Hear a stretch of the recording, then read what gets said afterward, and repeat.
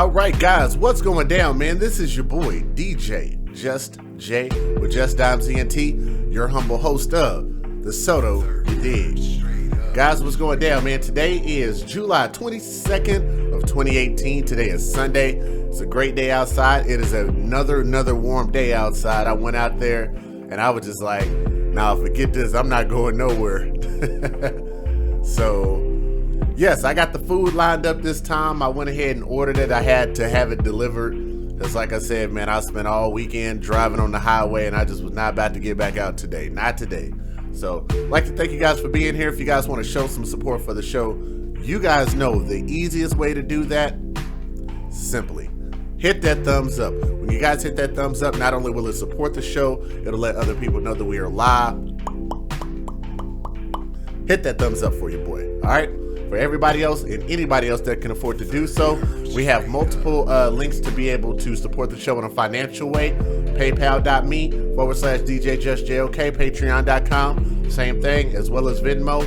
Love you guys' support, and anytime you guys want to contribute to the show, it is greatly appreciated, and I do re-contribute to the show. All right, guys, I'd like to welcome you guys to the Soto You Dig. This is your host of the evening, DJ Just JOK.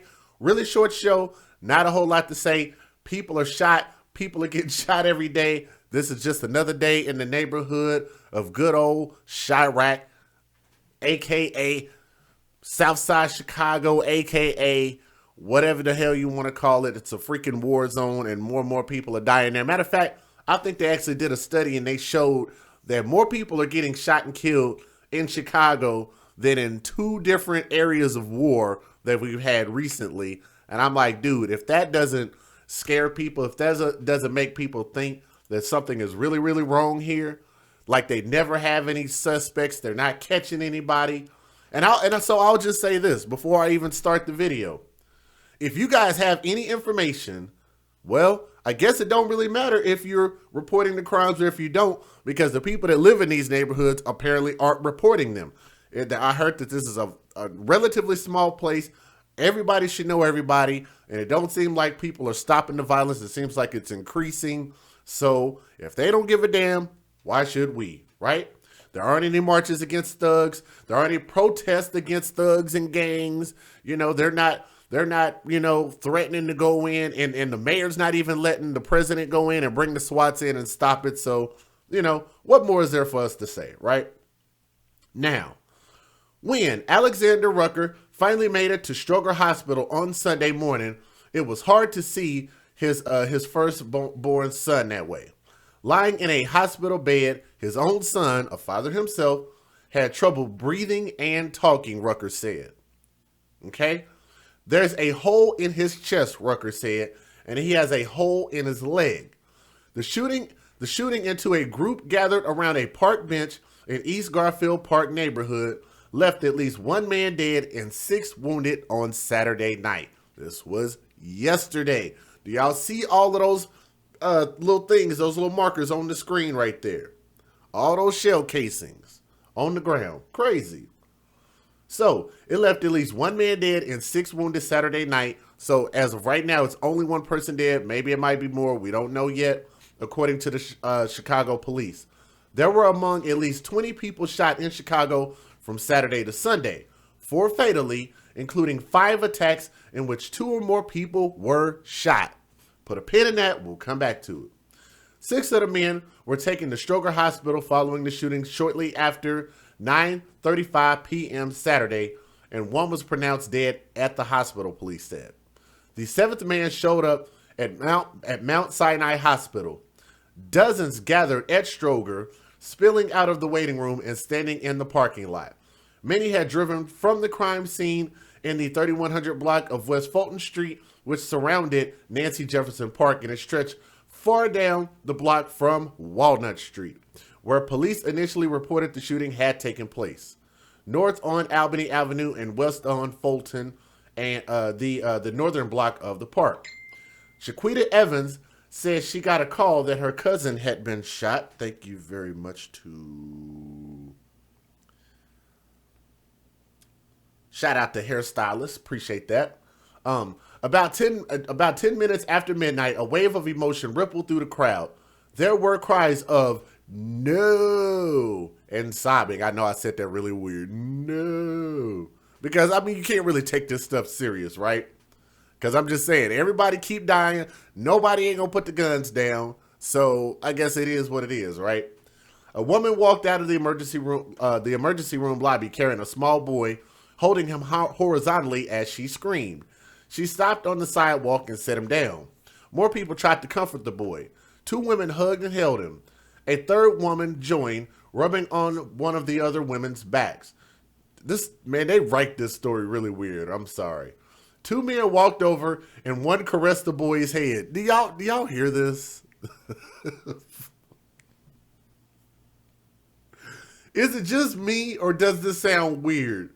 They're rubbing on backs and 2 men walked over and caressed his head.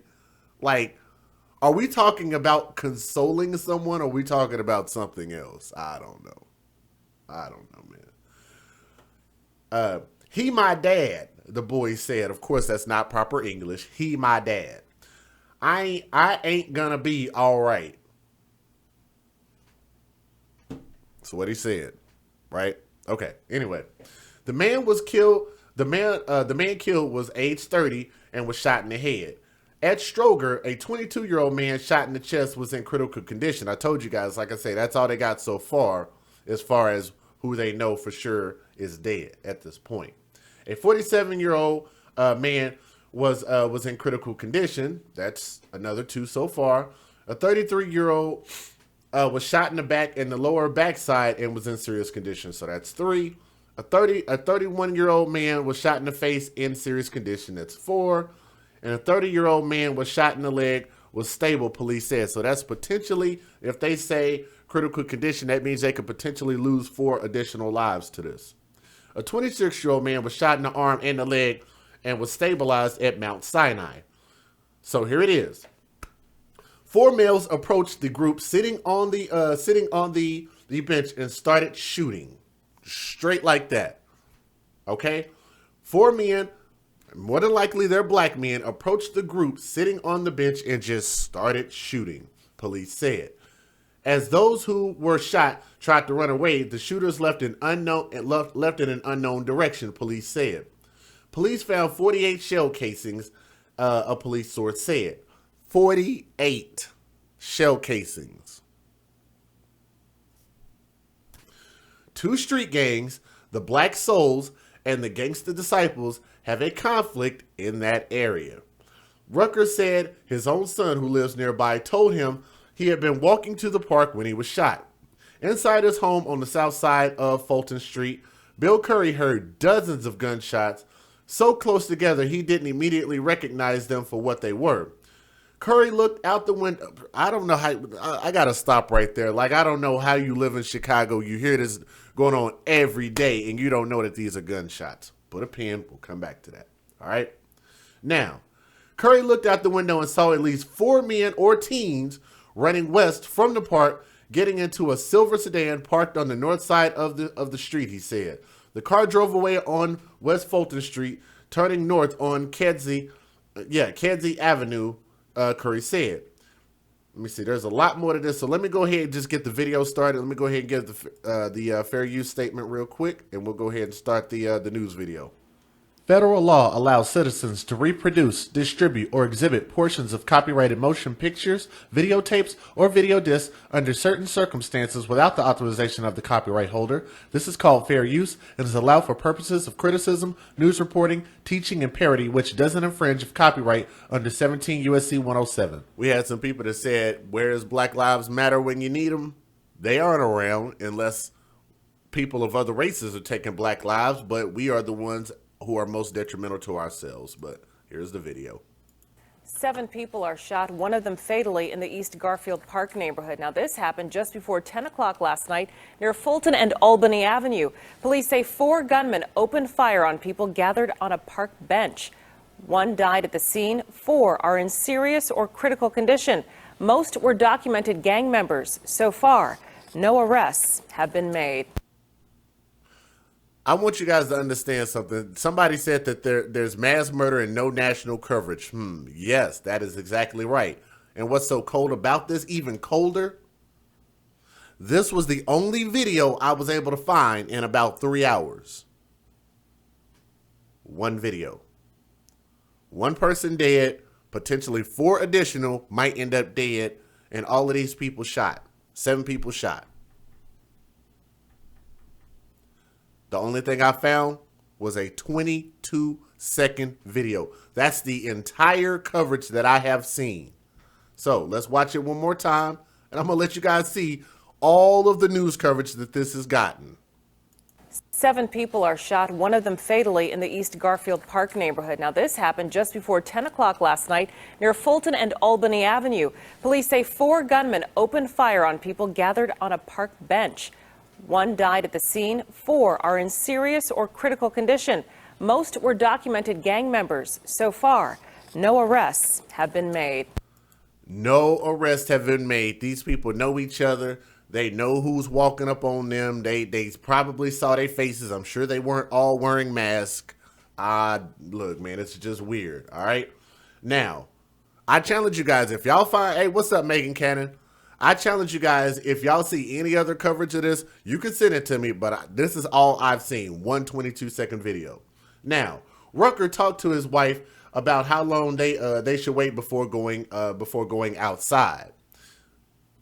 They waited a few minutes and then walked toward the park as medics were rolling up in stretchers towards the ambulances.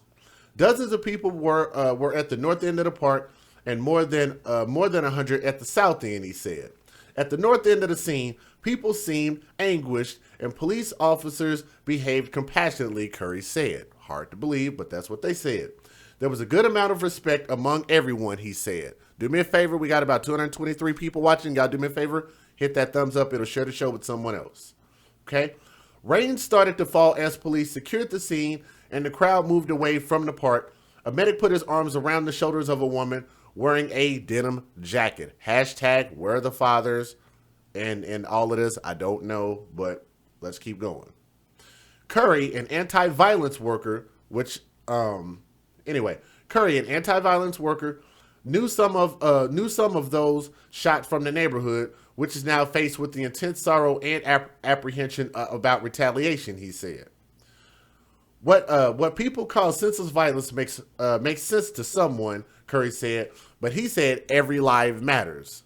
Like, how can every life matter, like when you have this type of thing going on every single weekend, right?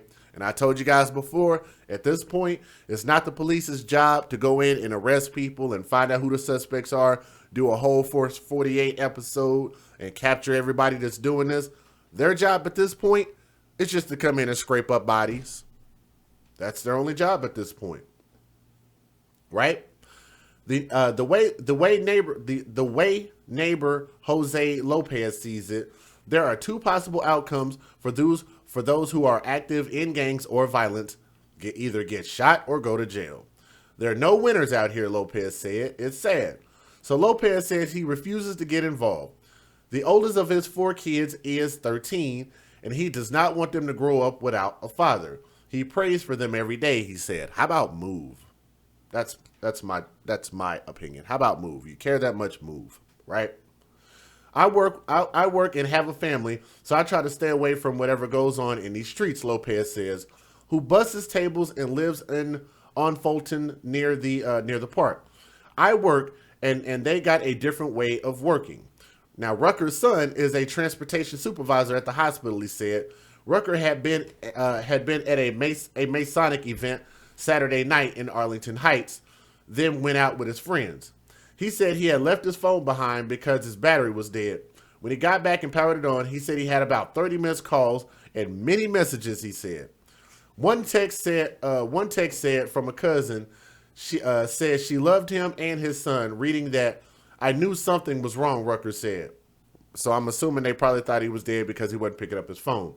By the time he found out his son was at Stroger, it was about 2 a.m., he said. He drove straight there and got to see him right away. Now, he's in a lot of pain, Rucker said, and I couldn't stand to see my son that way. But you continue to live there. You're not going to move. You're going to stay around this stuff. You're going to keep going to the park. You're going to keep being out at night. You're going to keep being around all of this gang violence and nonsense and bull crap. And nothing is going to change because the people don't want it to change. Apparently, the government doesn't want it to change, and things are going to just be what they are, right? Like Tommy says, same as it ever was. Apparently, that's going to be what it is, right? Let me take a look at what my brother Tony sent. Majority of guns used in Chicago crimes come from outside Illinois. Yeah, I mean, I'll tell you what, Tony, you sent it to me. I'll go ahead and show it on the screen. We got time. We got time. You guys want to take a look at this?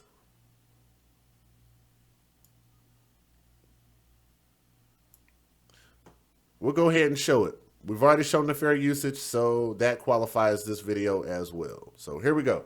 Let's see what my brother Tony sent me. Trafficking and the violence plaguing Chicago. This evening, we have new insight into how the guns are getting into the hands of criminals. It comes as a 3-year-old child is recovering from a shooting overnight. NBC5's Regina Waldrop has more, including one thing that police say can be done right now to reduce gun crime. Good evening. At this hour, a 3-year-old boy continues to be treated here for a gunshot wound. Now, this shooting comes as the city releases a detailed look at where guns are coming from and who's buying them. Another young victim of Chicago's gun violence. Overnight, a 3-year-old boy was seriously wounded in a shooting. 3-year-old was struck. A new report from the city. Chicago police and the University of Chicago Crime Lab analyzed data from thousands of guns used in shootings and recovered by officers in the past 4 years. When I go into these communities, especially the minority communities, it pains me that these little kids grow up with the thought that shots fired is normal. It's not normal. The report found that close to 7,000 guns were used or suspected of being used in a crime. 60% of those guns, which were initially bought legally, can be traced to out-of-state dealers, including more than 20% from Indiana. The report also found that Chuck's Gun Shop in Riverdale and Midwest Sporting Goods are two of the top source dealers of crime guns. When you look at New York and California, they have comprehensive laws that allow them to audit those gun dealers. Alan Scott knows all too well about what happens when guns get in the wrong hands. If I can turn the clocks back 2 years ago, I don't want to be here. His 20-year-old daughter, Kaylin, had recently won a modeling contest and a contract when she was gunned down 2 years ago. I'm her voice now. It's just as simple as that. Scott wants state lawmakers to find a solution for gun trafficking. He supports the Illinois Gun Dealer Licensing Act. The bill calls for background checks and training of employees at gun shops, inventory record keeping, and video camera recording of all gun sales, among other things. This is a start. It's a start. It's a start, but you can't give up on it. Kaylin Pryor's shooting death was never solved, and Chicago police tell me they'll be back out this week handing out flyers. Reporting from Comer Children's Hospital, I'm Regina Waldrop, NBC5 News. Thank you, Regina. Now, this is the thing. I noticed that people are saying, like, how are the guns getting there? Who is to blame? And I'll tell you guys this, and I'll tell you guys this again. If somebody is to drop off a product at your doorstep, number one, you could leave it there.